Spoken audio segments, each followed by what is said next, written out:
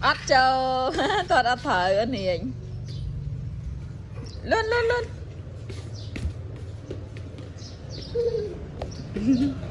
biết anh đi toàn chỗ cũng đỡ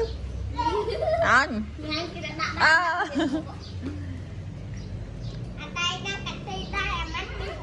Ừ, coi lại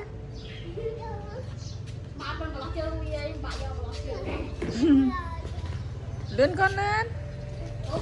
sốt trâu đo ti ấy con đo ti ấy chặt ba bông hồng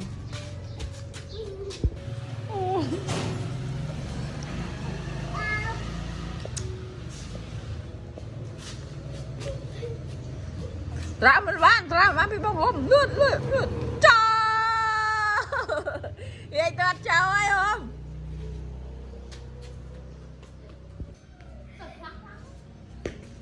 vậy bà đã thôi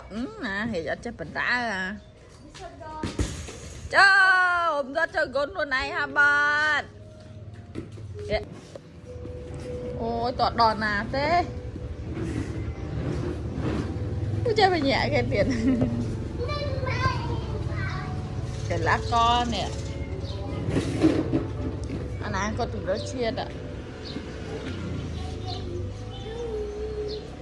mà cháy lên khát tâm bốc không lấy màu chứ gì nè chứ đấy ao rồi chị phải bỏ phổi mà tan tan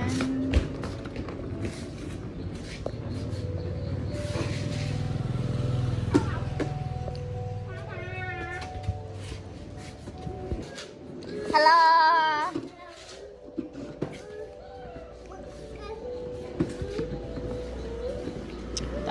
tới rồi